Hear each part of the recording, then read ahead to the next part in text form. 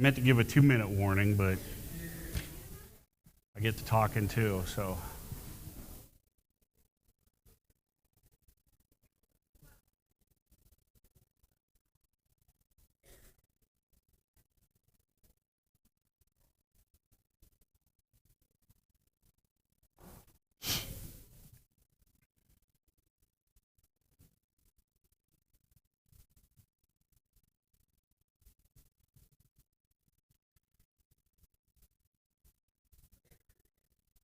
Well, looks like we're missing some folks, right?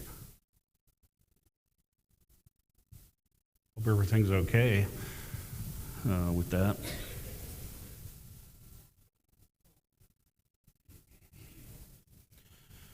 Okay, we're still in Luke 15. All right, and again, keeping with our theme of lost and found, we're doing a lot of loss here with these parables that Jesus taught in Luke 15. And just kind of recap what we talked about so far. At the beginning of Luke 15, you see that, Jesus is with tax collectors and sinners, and often who knows how far distance, or whether they were within earshot, or whether Jesus just knew their hearts. I mean, the Pharisees were grumbling about the Lord spending this time with tax collectors and sinners. And then he broke out into these 3 parables, each having a unique feature to them. Okay, we have the first parable, which was the lost sheep, and the point of that story was that here was this sheep that was lost. The shepherd left 99 that he felt were safe, that were gathered together, and went and searched for the one. So that, if you remember, 99 plus 1 is 100. It was 100%. It was complete. But the flock wasn't complete as long as that one was missing. So that was, really one point. Another point is that when you look at Scripture from, say, Genesis all the way to Revelation, and then even in the books, there's always I call it a transition, okay, in God's plan. There's always a transition, okay.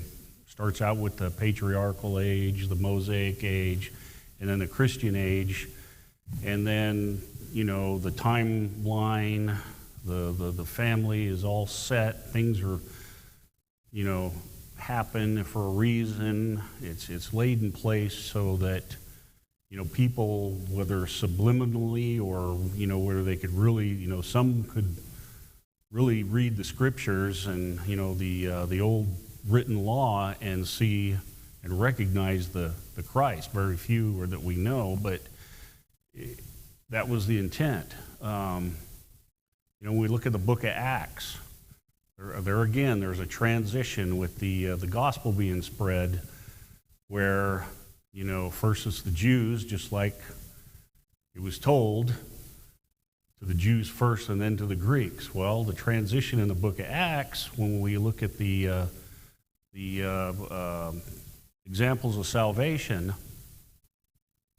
there's the Jews in mass quantities, in the day of Pentecost. And then by the beautiful gate, 3,000, 2,000 respectively, plus whatever else. And then there was the Samaritans, who are what? Kind of half and half. They're half-breeds. They're inbred, whatever you want to call, or not, crossbred, not inbred. Bad term there. Anyway, so they're half-breeds, and then we transition to Cornelius and his household, and now we have the full-on Gentiles, and then Acts goes into, say, individual stories or individual accounts of salvation. Well, there's a transition here with these parables. So Jesus starts out with the parable of the sheep. And the sheep here has just wandered away. Wandered away, doesn't know how to get back. And it takes the shepherd to go and find them. And, the care of the shepherd and, also the possibility that the sheep was weak, had been away from the flock. Maybe it was injured. I don't know. Doesn't really, the Lord doesn't elaborate on that. But the idea here is that the sheep needed carrying back, and the shepherd put the sheep on his shoulder and carried it back. And he was rejoicing. He shared it with others. So this the lost sheep, wandered away, got in a bad situation, and couldn't find its way back without the help of its shepherd. Then we have the lost coin. The lost coin is kind of an inanimate object. Well, isn't kind of an inanimate object. It is an inanimate object. Okay, first day with a new mouth.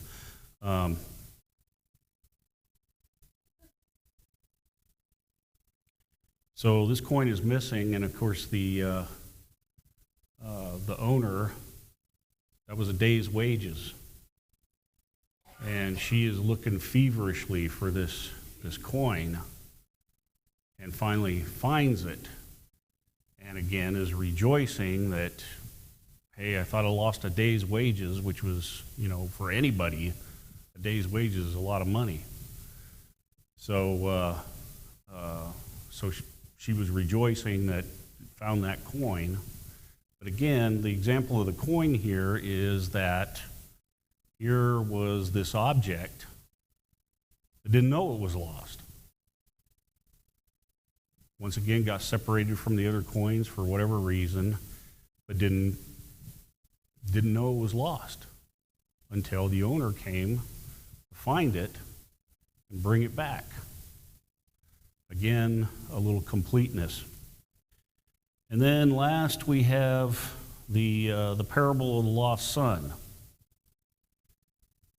What we're going to talk about today, though, is we're going to talk about the second lost son in this parable. There's the obvious one that took his inheritance, went and spent it, got to the point where he was willing to eat the slop that was fed to the pigs, okay, which again, considering the context, considering the audience, pigs, that was an extra insult for the Hebrew listeners, I guess. And really emphasizing the point of how bad this particular son had got in his life. And to the point where, okay, he realizes he's lost.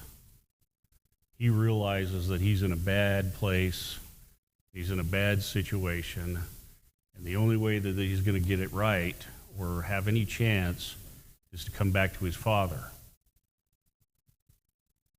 And before he can even say anything, as he's coming down the road or whatever you picture in your mind about that, his father sees him and runs toward him and embraces him and kissing him, and just so happy that he's back, that he realized it, and so happy to the point where he slaughters, a calf and all of that, and throws a big party that his son is back.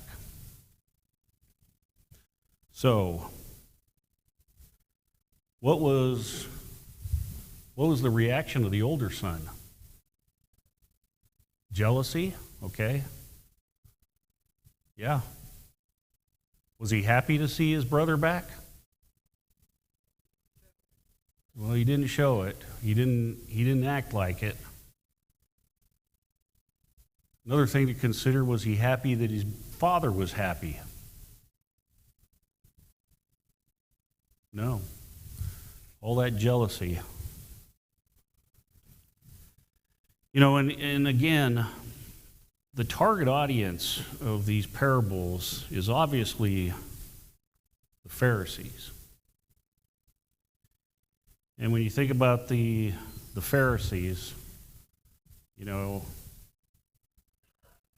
what did they do? They adorn themselves with special clothing, and they say that their phylacteries were bigger than everybody else's, and so many things just off the top of my head that they made it a point to stick out in a crowd so that people could look on them and say, look at me, I'm holy, I am godly, I am this, that, and the other thing.